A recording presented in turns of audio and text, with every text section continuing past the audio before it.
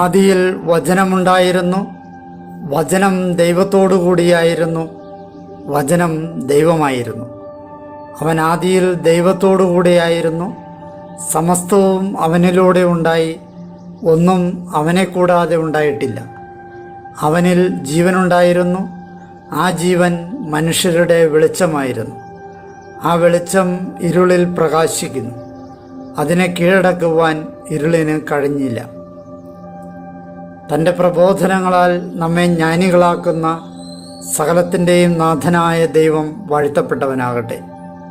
ഞങ്ങളുടെ കർത്താവായ ദൈവമേ, അങ്ങയുടെ ജീവദായകവും ദൈവീകവുമായ തിരുവചനങ്ങളുടെ മധുരസ്വരം ശ്രവിക്കുന്നതിനും ഗ്രഹിക്കുന്നതിനും ഞങ്ങളുടെ ബുദ്ധിയെ പ്രകാശിപ്പിക്കണമേ. അങ്ങയുടെ വിശുദ്ധമായ പ്രബോധനത്താൽ ഞങ്ങളെ ജ്ഞാനികളാക്കണമേ. ഞങ്ങളുടെ ഇരുളടഞ്ഞ ജീവിതത്തെ അങ്ങയുടെ വചന വെളിച്ചത്താൽ പ്രകാശിപ്പിക്കണമേ. അങ്ങയുടെ വചനങ്ങളാൽ ഞങ്ങളുടെ മനസ്സിനെ ജ്വലിപ്പിക്കണമേ. ആമേൻ. ഒരു വർഷം കൊണ്ട് സമ്പൂർണ്ണ ബൈബിൾ വായന 65-ാം ദിവസം. കോഹറും കൂട്ടരും മോശയ്ക്കെതിരെ. ഇന്നേ ദിവസം നമ്മൾ സംഖ്യയുടെ പുസ്തകം 16-ാം അധ്യായം, നിയമാവർത്തന പുസ്തകം 15-ഉം 16-ഉം അധ്യായങ്ങൾ, സങ്കീർത്തനങ്ങൾ 97 എന്നിവ വായിക്കുന്നു. സമാഗമ കൂടാരത്തിലെ വിശുദ്ധ വസ്തുക്കൾ കൈകാര്യം ചെയ്യുന്ന ലേവി ഗോത്രത്തിലെ ചിലർ പുരോഹിത ശുശ്രൂഷയെക്കുറിച്ച് കലഹിച്ചതിനാൽ ഭൂമി പിളർന്ന് അവർ ഇല്ലാതാവുന്നു. ദൈവം ഓരോരുത്തർക്കും തന്നിരിക്കുന്ന നിയോഗങ്ങൾ വിശ്വസ്തയോടെ പൂർത്തീകരിക്കുന്നതിന് പകരം മറ്റുള്ളവർ ചെയ്യുന്ന ശുശ്രൂഷകളെ ആഗ്രഹിക്കുകയും അസൂയപ്പെടുകയും കലഹിക്കുകയും മത്സരത്തിൽ ഏർപ്പെടുകയും ചെയ്യരുത്. സംഖ്യയുടെ പുസ്തകം 16-ാം അധ്യായം. അപ്പോൾ ലേവിയുടെ മകനായ കോഹാത്തിൻ്റെ മകൻ ഇസ്ഹാറിൻ്റെ മകനായ കോറഹും റൂബന്യരിൽപ്പെട്ട ഏലിയാബിൻ്റെ പുത്രന്മാരായ ദാത്താൻ, അബീറാം എന്നിവരും പെലത്തിൻ്റെ മകൻ ഓനും തുനിഞ്ഞിറങ്ങി. സമൂഹ നേതാക്കളും പേരെടുത്ത യോഗപ്രതിനിധികളുമായ ഇസ്രായേലിൽ നിന്നുള്ള 250 ആളുകളോടൊപ്പം മോശയുടെ മുമ്പിൽ എതിർത്തു നിന്നു. അവർ മോശയ്ക്കും അഹ്റോനുമെതിരെ സംഘം ചേർന്ന് അവരോട് പറഞ്ഞു, നിങ്ങൾ അതിരുവിടുന്നു. സമൂഹം ഒന്നടങ്കം വിശുദ്ധരാണ്, അവരുടെ ഇടയിൽ കർത്താവും ഉണ്ട്. പിന്നെന്തിന് നിങ്ങൾ കർത്താവിൻ്റെ സഭയ്ക്കുമേൽ നേതാവ് ചമയുന്നു? ഇത് കേട്ടപ്പോൾ മോശ മുഖം മുട്ടേ വീണു. അവൻ കോറഹിനോടും അവൻ്റെ സമൂഹം മുഴുവനോടുമായി ഇപ്രകാരം പ്രസ്താവിച്ചു: പ്രഭാതമാകട്ടെ, കർത്താവ് തനിക്ക് ഉള്ളവൻ ആരെന്നും വിശുദ്ധൻ ആരെന്നും വെളിപ്പെടുത്തി തൻ്റെ പക്കൽ കൊണ്ടുവരും. അവിടുന്ന് തിരഞ്ഞെടുക്കുന്നവനെ തൻ്റെ അടുത്ത് കൊണ്ടുവരും. കോറഹെ, സമൂഹം മുഴുവനുമേ, നിങ്ങളിത് ചെയ്യുവിൻ. നിങ്ങൾക്കായി ധൂപകലശങ്ങൾ എടുക്കുവിൻ. നാളെ കർത്തൃസന്നിധിയിൽ വെച്ച് അവയിൽ അഗ്നി പകർന്ന് ധൂപനദ്രവ്യമിടുവിൻ. കർത്താവ് തിരഞ്ഞെടുക്കുന്നവൻ തന്നെയായിരിക്കും വിശുദ്ധൻ. ലേവ്യരെ, നിങ്ങളാണ് അതിരുവിടുന്നത്. മോശ കോറഹിനോട് പറഞ്ഞു, ലേവ്യപുത്രരെ കേട്ടാലും, കർത്താവിൻ്റെ ആലയ ശുശ്രൂഷ ചെയ്യാനും സമൂഹത്തിന് മുമ്പിൽ നിന്ന് അവരെ സേവിക്കാനുമായി അവിടുത്തെ സമീപിക്കുന്നതിന് ഇസ്രായേൽ സമൂഹത്തിൽ നിന്ന് ഇസ്രായേലിൻ്റെ ദൈവം നിങ്ങളെ വേർതിരിച്ചത് നിങ്ങൾക്ക് നിസ്സാരമാണോ? അവിടുന്ന് നിന്നെയും നിന്നോടൊപ്പം ലേവ്യപുത്രന്മാരായ നിൻ്റെ എല്ലാ സഹോദരന്മാരെയും തൻ്റെ അടുത്തു നിൽക്കാനിടയാക്കി. എന്നിട്ടും നിങ്ങൾ പൗരോഹിത്യം കൂടി കാക്ഷിക്കുകയാണ്. ആകയാൽ കർത്താവിനെതിരെയാണ് നീയും നിൻ്റെ സമൂഹവും സംഘം ചേർന്നിരിക്കുന്നത്. പിന്നെ അഹ്റോൻ, നിങ്ങൾ അവനെതിരെ പിറുപിറുക്കുന്നത് എന്തിന്? അനന്തരം ഏലിയാബിൻ്റെ മക്കളായ ദാത്താനെയും അബീറാമിനെയും വിളിക്കാൻ മോശ ആളയച്ചു. എന്നാൽ അവർ പറഞ്ഞു, ഞങ്ങൾ വരുന്നില്ല. മരുഭൂമിയിൽ വെച്ച് ഞങ്ങളെ കൊല്ലേണ്ടതിന് പാലും തേനും ഒഴുകുന്ന നാട്ടിൽ നിന്ന് കൊണ്ടുവന്നത് പോരാഞ്ഞിട്ടാണോ നീ ഞങ്ങളുടെ മേൽ സ്വയം അധിപതിയാകാൻ ശ്രമിക്കുന്നത്? നീയാകട്ടെ ഞങ്ങളെ തേനും പാലും ഒഴുകുന്ന ദേശത്ത് കൊണ്ടെത്തിക്കുകയോ നിലത്തിൻ്റെയോ മുന്തിരിത്തോട്ടത്തിൻ്റെയോ അവകാശം ഞങ്ങൾക്ക് തരികയോ ചെയ്തിട്ടില്ല. ഈ ആളുകൾ കണ്ണുകൾ അന്ധമാക്കാമെന്നാണോ? ഞങ്ങൾ കയറി വരികയില്ല. മോശ ഏറെ കുപിതനായി. അവൻ കർത്താവിനോട് പ്രാർത്ഥിച്ചു, കർത്താവേ, അങ്ങ് അവരുടെ കാണിക്കയിലേക്ക് തിരിയരുതേ. ഞാൻ അവരിൽ നിന്ന് ഒരു കഴുതയെപ്പോലും എടുത്തിട്ടില്ല, അവരിലൊരുവനെപ്പോലും ദ്രോഹിച്ചിട്ടുമില്ല. മത്സരികൾക്ക് ശിക്ഷ. മോശ കോറഹിനോട് പറഞ്ഞു, നീയും നിൻ്റെ സമൂഹം മുഴുവനും, അതായത് നീയും അവരും അഹ്റോനും നാളെ കർത്താവിൻ്റെ മുമ്പിൽ വരുവിൻ.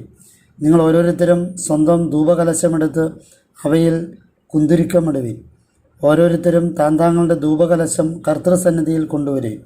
അങ്ങനെ 250 ധൂപകലശങ്ങൾ. നീയും അഹ്റോനും സ്വന്തം ധൂപകലശം കൊണ്ടുവരണം. സ്വന്തം ധൂപകലശമെടുത്ത് ഓരോരുത്തരും അവയിൽ അഗ്നി പകർന്ന് അവയിൽ കുന്തിരിക്കമുട്ട് സമാഗമ കൂടാരവാതിൽക്കൽ അവർ നിന്നു. ഒപ്പം മോശയും അഹ്റോനും സമൂഹത്തെ മുഴുവൻ സമാഗമ കൂടാരവാതിൽക്കൽ അവർക്കെതിരെ കോറഹ് ഒരുമിച്ച് കൂട്ടി. അപ്പോൾ കർത്താവിൻ്റെ മഹത്വം സമൂഹത്തിന് മുഴുവൻ കാണപ്പെട്ടു.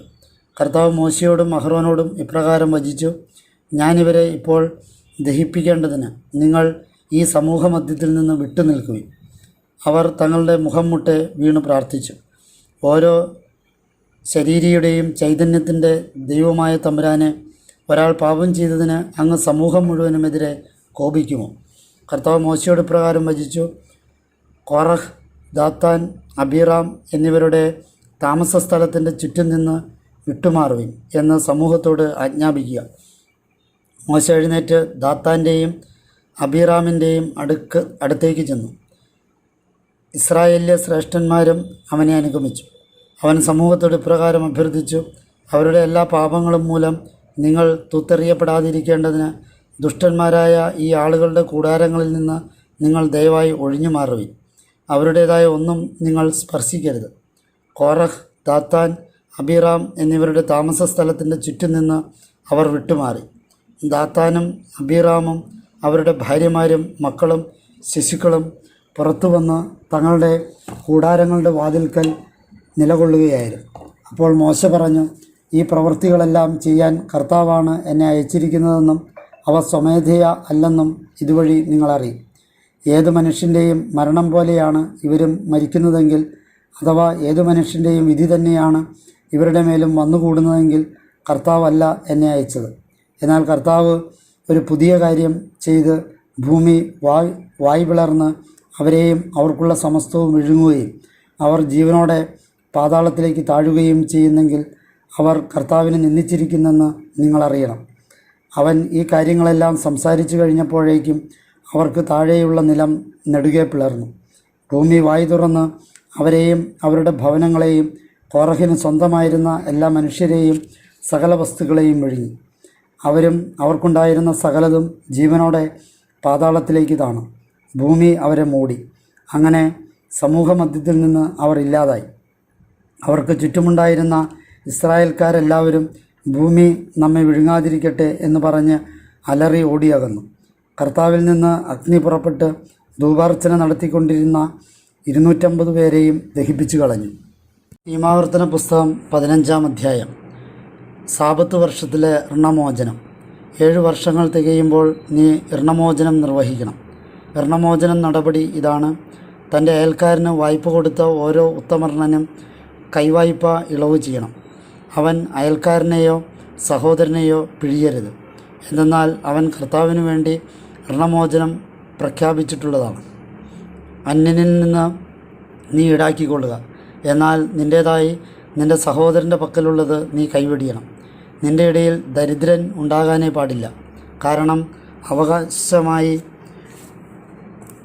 കൈവശപ്പെടുത്താൻ നിൻ്റെ ദൈവമായ കർത്താവ് നിനക്ക് തരുന്ന ദേശത്ത് കർത്താവ് നിന്നെ കാര്യമായി അനുഗ്രഹിക്കും. പക്ഷേ ഞാൻ ഇന്ന് നിന്നെ അനുശാസിക്കുന്ന ഈ ഓരോ കൽപ്പനയും ശ്രദ്ധാപൂർവം നിവർത്തിക്കുവാൻ നീ നിൻ്റെ ദൈവമായ കർത്താവിൻ്റെ സ്വരം പൂർണ്ണമായി അനുസരിക്കണമെന്ന് മാത്രം. തീർച്ചയായും നിൻ്റെ ദൈവമായ കർത്താവ് നിന്നോട് വാഗ്ദാനം ചെയ്തതനുസരിച്ച് നിന്നെ അനുഗ്രഹിക്കും. നിങ്ങൾ അനേകം ജനതകളെ കടക്കാരാക്കും. നീയാകട്ടെ കടക്കാരനാകുകയില്ല. നീ അനേകം ജനതകളെ ഭരിക്കും. നിന്നെയാകട്ടെ അവർ ഭരിക്കുകയില്ല. നിൻ്റെ ദൈവമായ കർത്താവ് നിനക്ക് നൽകുന്ന ദേശത്ത് നിൻ്റെ പടികളിലൊന്നിൽ നിന്നോടൊപ്പം നിൻ്റെ സഹോദരന്മാരിലൊരുവൻ ദരിദ്രനായുണ്ടെങ്കിൽ ആ ദരിദ്ര സഹോദരനിൽ നിന്ന് നിൻ്റെ കരം അടച്ചു കളയത്തക്ക വിധം നിൻ്റെ ഹൃദയം കഠിനമാക്കരുത്. മറിച്ച് നീ നിൻ്റെ കരം അവനു വേണ്ടി നന്നായി തുറന്ന് അവന് കുറവ് വന്നിട്ടുള്ള അവശ്യവസ്തു ഉദാരമായി വായ്പ കൊടുക്കണം. ഋണമോചനത്തിൻ്റെ വർഷമായ 7-ാം വർഷം അടുത്തിരിക്കുന്നുവെന്ന് നിൻ്റെ ദുഷ്ടഹൃദയത്തിൽ പറഞ്ഞുകൊണ്ട് ദരിദ്രനായ നിൻ്റെ സഹോദരനെതിരെ ദുഷ്ടലാക്കോടെ അവന് നീ കൊടുക്കാതിരിക്കുകയും അവൻ നിനക്കെതിരെ കർത്താവിനോട് നിലവിളിക്കുകയും അങ്ങനെ അത് നിന്നിൽ പാപമായി തീരുകയും ചെയ്യുന്ന സാഹചര്യം ഉണ്ടാകാതിരിക്കാൻ നീ സൂക്ഷിച്ചു കൊള്ളുക. നീ അവന് ഉദാരമായി കൊടുക്കണം. ഇക്കാര്യത്തെ പ്രതി നിന്റെ ദൈവമായ കർത്താവ് നിന്റെ ഓരോ പ്രവൃത്തിയിലും നിന്റെ കരത്തിൻ്റെ ഓരോ യത്നത്തിലും നിന്നെ അനുഗ്രഹിക്കുമെന്നതുകൊണ്ട് അവന് കൊടുക്കുമ്പോൾ നിന്റെ ഹൃദയം ഖേദിക്കരുത്. ദേശമധ്യേ ദരിദ്രർ അറ്റുപോവുകയില്ല. അതുകൊണ്ടാണ് നിന്റെ സഹോദരനു വേണ്ടി നിന്റെ നാട്ടിലെ പാവപ്പെട്ടവനും ദരിദ്രനും വേണ്ടി നന്നായി കൈ തുറക്കണം എന്ന് ഞാൻ നിന്നെ അനുശാസിക്കുന്നത്. സാബത്ത് വർഷത്തിലെ അടിമമോചനം. നിന്റെ കൂടപ്പിറപ്പായ ഹെബ്രായനോ ഹെബ്രായത്തിയോ നിനക്ക് വിൽക്കപ്പെടുന്നെങ്കിൽ 6 വർഷം അയാൾ നിന്നെ സേവിക്കട്ടെ. 7-ാം വർഷം അയാളെ നീ നിന്നിൽ നിന്ന് സ്വതന്ത്രമായി വിടണം. നീ അയാളെ നിന്നിൽ നിന്ന് സ്വതന്ത്രമായി വിടുമ്പോൾ വെറും കൈയോടെ പറഞ്ഞയക്കരുത്. നീ അയാൾക്ക് ഉദാരമായി ദാനം ചെയ്യണം. നിന്റെ ദൈവമായ കർത്താവ് നിന്നെ അനുഗ്രഹിച്ച നിന്റെ ആട്ടിൻപറ്റത്തിൽ നിന്നും മെതിക്കളത്തിൽ നിന്നും മുന്തിരിച്ചക്കിൽ നിന്നും നീ അയാൾക്ക് നൽകണം.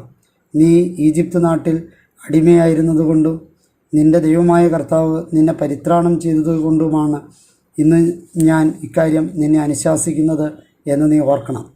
എന്നാൽ നിന്നോടുകൂടി ആയിരിക്കുന്നത് അവന് നല്ലതായതുകൊണ്ട് അവൻ നിന്നെയും നിന്റെ കുടുംബത്തെയും സ്നേഹിക്കുന്നതിനാൽ ഞാൻ നിന്നിൽ നിന്ന് വിട്ടുപോകുന്നില്ല എന്ന് പറയുന്നുവെന്നിരിക്കട്ടെ. അപ്പോൾ നീ ഒരു തോൽ സൂചിയെടുത്ത് അവൻ്റെ കാതിലും കട്ടിളയിലും കടത്തണം.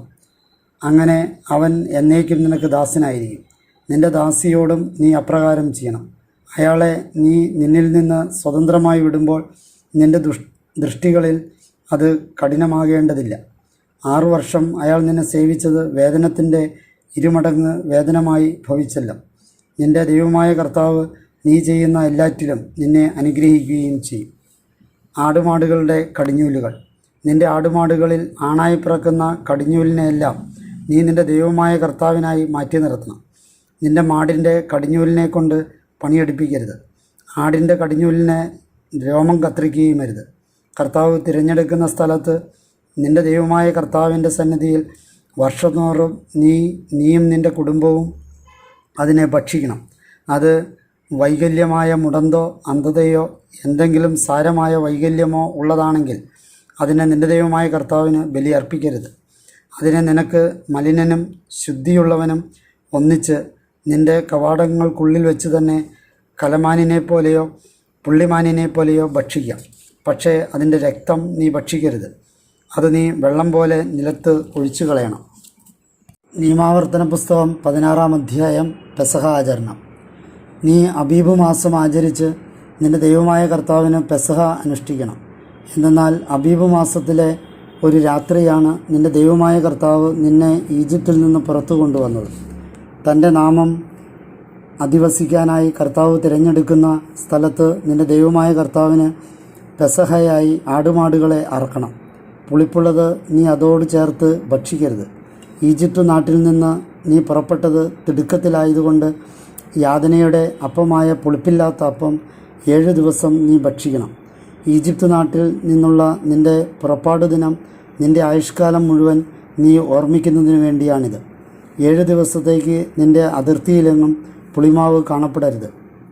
പ്രഥമ ദിവസം സായാഹ്നത്തിൽ നീ അറക്കുന്ന മാംസത്തിൽ അല്പം പോലും പ്രഭാതത്തിലേക്ക് വച്ചേക്കരുത്. നിന്റെ ദൈവമായ കർത്താവ് നിനക്ക് തരുന്ന കവാടങ്ങളിൽ ഏതെങ്കിലും ഒന്നിൽ പെസഹാമൃഗത്തെ അറക്കാൻ നിനക്കാവില്ല. മറിച്ച് തൻ്റെ നാമം അധിവസിക്കാനായി നിന്റെ ദൈവമായ കർത്താവ് തിരഞ്ഞെടുക്കുന്ന സ്ഥലത്ത് വെച്ച് വൈകിട്ട് നീ പെസഹാമൃഗത്തെ അറക്കണം. സൂര്യൻ അസ്തമിച്ചപ്പോഴായിരുന്നു ഈജിപ്തിൽ നിന്നുള്ള നിന്റെ പുറപ്പാടിൻ്റെ നിർദ്ദിഷ്ട സമയം. നിന്റെ ദൈവമായ കർത്താവ് തിരഞ്ഞെടുക്കുന്ന സ്ഥലത്ത് വെച്ച് നീ അത് വേവിച്ച് ഭക്ഷിച്ചിട്ട് രാവിലെ നിന്റെ കൂടാരത്തിലേക്ക് മടക്കയാത്രയാകണം. 6 ദിവസം നീ പുളിപ്പില്ലാത്ത അപ്പം ഭക്ഷിക്കണം. 7-ാം ദിവസം നിന്റെ ദൈവമായ കർത്താവിനുള്ള സാഘോഷ യോഗമാണ്. നീ ജോലിയൊന്നും ചെയ്യരുത്. ആഴ്ചകളുടെ തിരുനാൾ. 7 ആഴ്ചകൾ നിനക്കായി കണക്ക് കൂട്ടണം.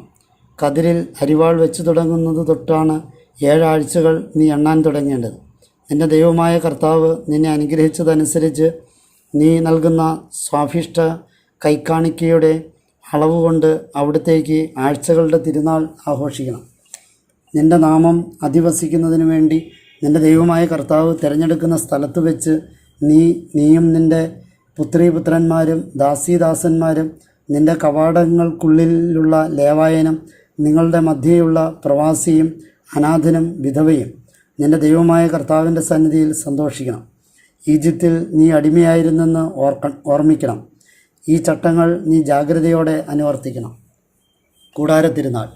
നിൻ്റെ മെതിക്കളത്തിൽ നിന്നും ചക്കിൽ നിന്നുമുള്ളവ ശേഖരിക്കുമ്പോൾ 7 ദിവസത്തേക്ക് നീ കൂടാരങ്ങളുടെ തിരുനാൾ കൊണ്ടാടണം.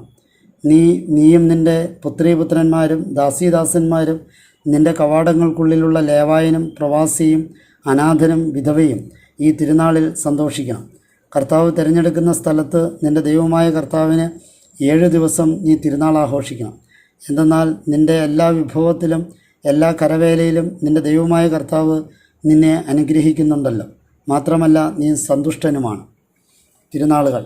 നിൻ്റെ പുരുഷഗണം മുഴുവൻ ആണ്ടിൽ 3 തവണ പുളിപ്പില്ലാത്ത അപ്പത്തിൻ്റെ തിരുനാളിലും ആഴ്ചകളുടെ തിരുനാളുകളിലും കൂടാരങ്ങളുടെ തിരുനാളുകളിലും നിൻ്റെ ദൈവമായ കർത്താവ് തിരഞ്ഞെടുക്കുന്ന സ്ഥലത്ത് അവിടുത്തെ മുഖം ദർശിക്കണം. എന്നാൽ കർത്താവിൻ്റെ മുഖം നീ ദർശിക്കുന്നത് വെറും കൈയോടെ ആയിരിക്കരുത്. ഓരോരുത്തരും അവനവൻ്റെ കയ്യിലുള്ള ദാനത്തിനൊത്തവിധം നിൻ്റെ ദൈവമായ കർത്താവ് നിനക്ക് നൽകിയിരിക്കുന്ന അവിടുത്തെ അനുഗ്രഹത്തിനൊത്തവിധം ആയിരിക്കണം. നീതിന്യായ വ്യവസ്ഥിതി. നിൻ്റെ ദൈവമായ കർത്താവ് നിനക്ക് നൽകുന്ന നിൻ്റെ കവാടങ്ങളിലെല്ലാം നിൻ്റെ ഗോത്രങ്ങൾക്ക് ന്യായാധിപന്മാരെയും ഉദ്യോഗസ്ഥരെയും നീ നിയമിക്കണം. അവർ ജനത്തെ നീതിന്യായം വിധിക്കട്ടെ. നീ നീതിവിധി വലിച്ചു നീട്ടരുത്, മുഖം നോക്കരുത്. കൈക്കൂലി ജ്ഞാനികളുടെ കണ്ണുകൾ അന്ധമാക്കുകയും നീതിമാന്മാരുടെ വചനങ്ങൾ വളച്ചൊടിക്കുകയും ചെയ്യുമെന്നതിനാൽ നീ കൈക്കൂലി വാങ്ങരുത്. നീ ജീവിച്ചിരിക്കേണ്ടതും നിൻ്റെ ദൈവമായ കർത്താവ് നിനക്ക് തരുന്ന രാജ്യം കൈവശമാക്കേണ്ടതിനും തികഞ്ഞ നീതി പിന്തുടരണം. ആരാധനയിൽ വർജ്യമായവ. നിനക്കായി നീ ഉണ്ടാക്കുന്ന നിൻ്റെ ദൈവമായ കർത്താവിൻ്റെ ബലിപീഠത്തിനരികെ നിനക്ക് അക്ഷരയായി ഒരു തടിയും നാട്ടരുത്. നിൻ്റെ ദൈവമായ കർത്താവ് വെറുക്കുന്ന സ്തംഭം ഉയർത്തുകയുമരുത്. സങ്കീർത്തനങ്ങൾ 97. ലോകനാഥനായ കർത്താവ്. കർത്താവ് വാഴുന്നു, ഭൂമി ആനന്ദിക്കട്ടെ, ദീപസമൂഹങ്ങൾ സന്തോഷിക്കട്ടെ. അവിടുത്തെ ചുറ്റും മേഘവും കൂരിരുട്ടുമുണ്ട്. നീതിയും ന്യായവും തിരുസിംഹാസനത്തിൻ്റെ അടിസ്ഥാനമാണ്. അവിടുത്തെ മുമ്പിലായി അഗ്നി നീങ്ങുന്നു. അത് ചുറ്റുമുള്ള അവിടുത്തെ വൈരികളെ ദഹിപ്പിക്കുന്നു. അവിടുത്തെ മിന്നൽ പിണരുകൾ ലോകത്തെ പ്രകാശിപ്പിച്ചു. ഭൂമി അത് കണ്ട് വിറകൊണ്ടു. കർത്തൃസന്നിധിയിൽ ഭൂമി മുഴുവൻ്റെയും നാഥൻ്റെ സന്നിധിയിൽ പർവ്വതങ്ങൾ മെഴുകുപോലെ ഉരുകി. ആകാശങ്ങൾ അവിടുത്തെ നീതി വർണ്ണിച്ചു. എല്ലാ ജനങ്ങളും അവിടുത്തെ മഹത്വം കണ്ടു. പ്രതിമകളിൽ അഭിമാനിക്കുന്ന വിഗ്രഹസേവകരെല്ലാം ലജ്ജിതരാകട്ടെ. സമസ്ത ദേവന്മാരെ അവിടുത്തേക്ക് ആരാധനയർപ്പിക്കുവിൻ. സിയോൻ കേട്ട് സന്തോഷിച്ചു. കർത്താവെ, അങ്ങയുടെ ന്യായവിധികളെ പ്രതി യൂദായുടെ പുത്രിമാർ ആനന്ദിച്ചു. എന്തെന്നാൽ കർത്താവെ, അങ്ങ് ഭൂമി മുഴുവനും മേൽ അത്യുന്നതനാണ്. എല്ലാ ദേവന്മാർക്കും ഉപരി ഏറെ ഉയർന്നവനാണ്. കർത്താവിനെ സ്നേഹിക്കുന്നവരെ തിന്മയെ ദ്വേഷിക്കുവിൻ. അവിടുന്ന് തൻ്റെ ഭക്തരുടെ ആത്മാക്കളെ പരിപാലിക്കുന്നു. ദുഷ്ടരുടെ കയ്യിൽ നിന്ന് അവരെ മോചിപ്പിക്കുന്നു. നീതിമാനു വേണ്ടി പ്രകാശം വിതറപ്പെട്ടിരിക്കുന്നു, ഹൃദയപരമാർത്ഥർക്കു വേണ്ടി സന്തോഷവും. നീതിമാന്മാരെ കർത്താവിൽ സന്തോഷിക്കുവിൻ. അവിടുത്തെ പരിശുദ്ധ നാമത്തിന് കൃതജ്ഞത അർപ്പിക്കുവിൻ.